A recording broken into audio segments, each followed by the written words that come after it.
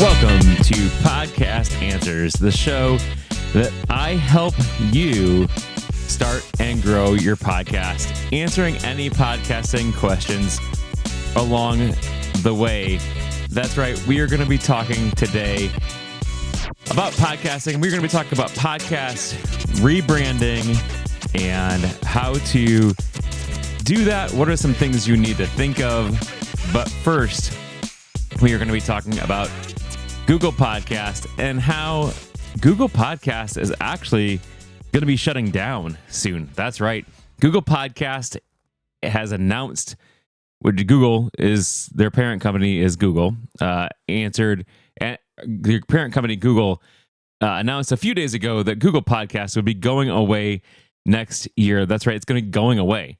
They will be providing a way to move your podcast subscriptions over to YouTube Music. This will most likely be something like an OPML file or something like that that allows you to take your subscriptions out of Google Podcasts and bring them into Google Music. But this is not the first app that Google Podcasts has killed.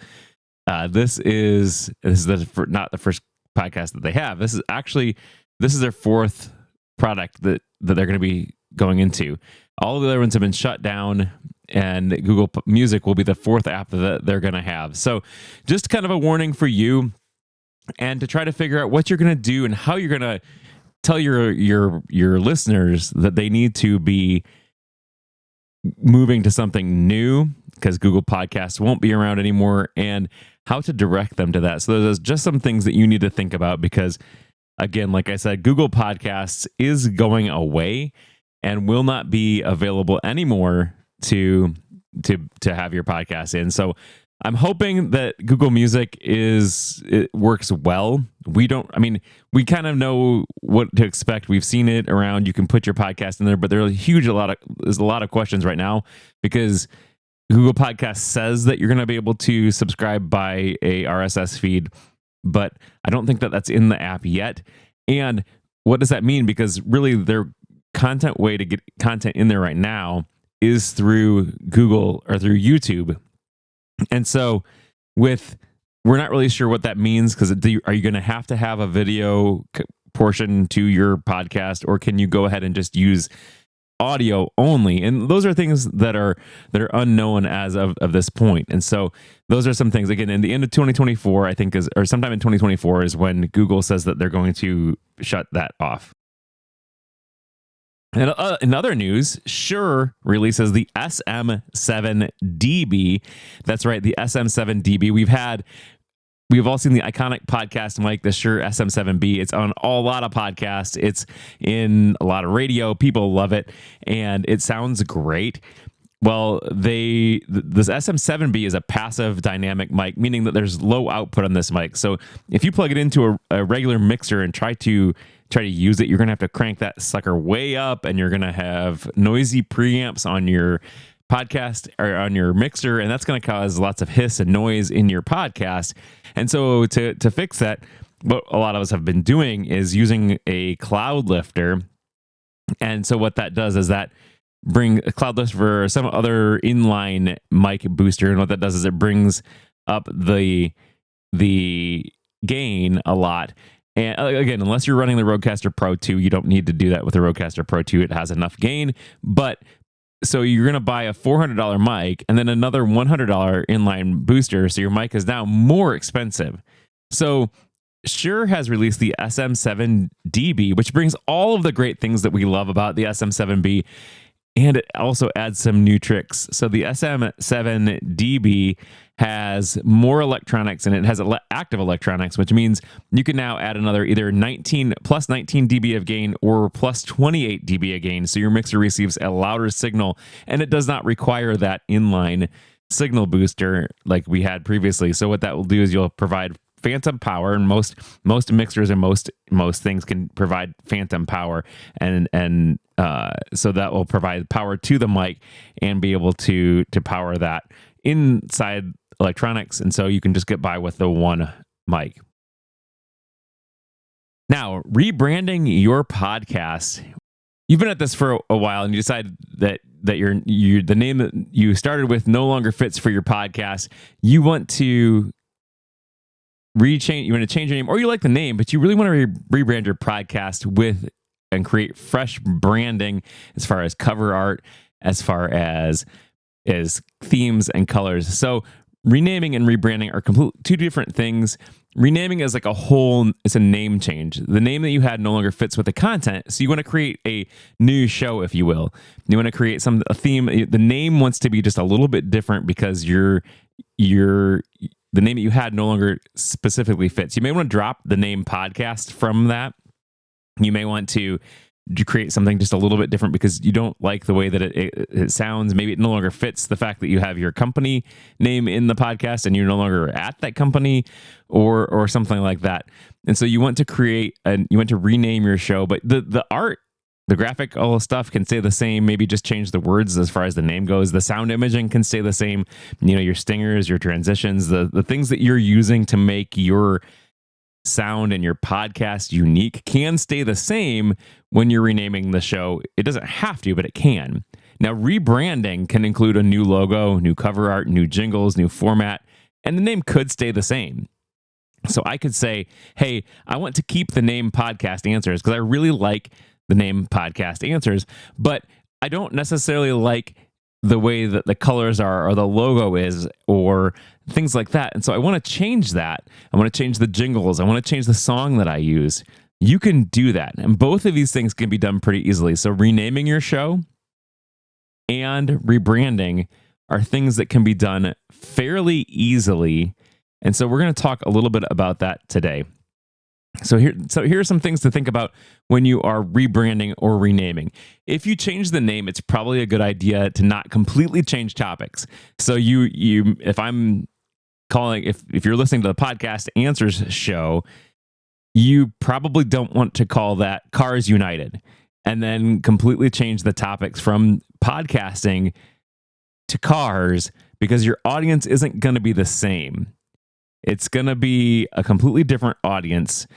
And so you don't want to necessarily confuse your audience by just 100% switching from one main topic to another topic. You want to be able to have that. So you don't want to do that because they're going to get confused. They're not going to want to stick with you because they're not going to be interested. So your subscriber rate is going to drop. If that's the case, it may be time to kill your podcast and start a new one. Or just end the production on your podcast and start a new one. You can keep your podcast around. If you kill it off, then all of your hosts goes away, all of your media content goes away, and you can anyone can no longer listen to that. If you just stop producing it, that content can still live, and you can still have that content, and people can still get to that content and still listen to your old shows, but they can't. But you're not going to be producing anything new when it comes to that. So it may be time to kill your podcast off and start a new one, or just end the production. If you're going to completely switch topics, completely switch what you're talking about in your show, because your audience isn't going to be the same. It's going to be a different audience. It would be like going into the theater and starting to watch one movie, and then halfway through the movie, they just drop the movie and switch to something different. You're not going to want that because you are not going to want to see that movie because the movie that they're showing may not be one you even want to see. So you don't want to do that.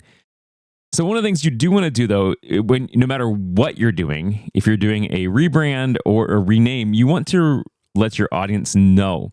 Let them know, warn them that the change is coming. So you can do this several different ways. You can show them early, maybe by using chapter art or episode art in your podcast episode. That's going to be different before you full on change it, so that they know what to expect and they know what's coming.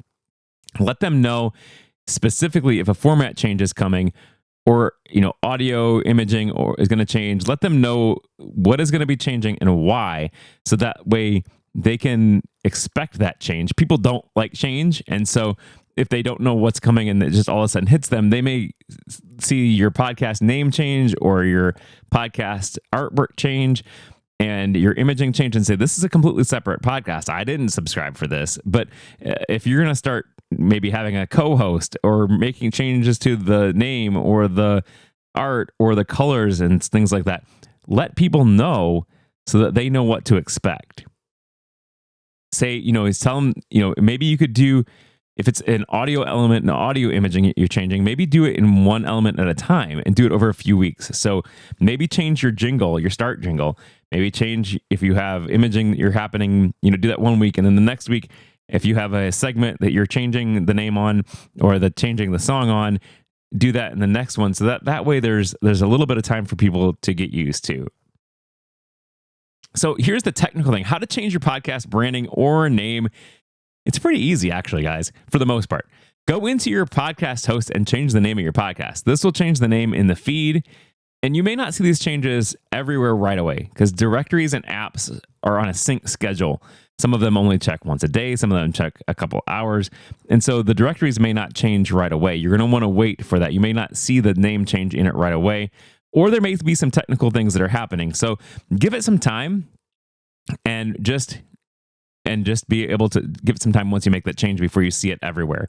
And then sometimes you have to go in and into the directories and force them to sync into that app or directory. You can go into podcasts, Apple Podcasts, and where you submitted originally, and you can go in and tell it to resync your directory, your feed. You can go into places like that, and so that will allow those directories to right now sync your feed and change the name to something new. So now for artwork, you need to upload a whole new graphic to your podcast host. And this is the important thing here, is to use a different name than the previous file.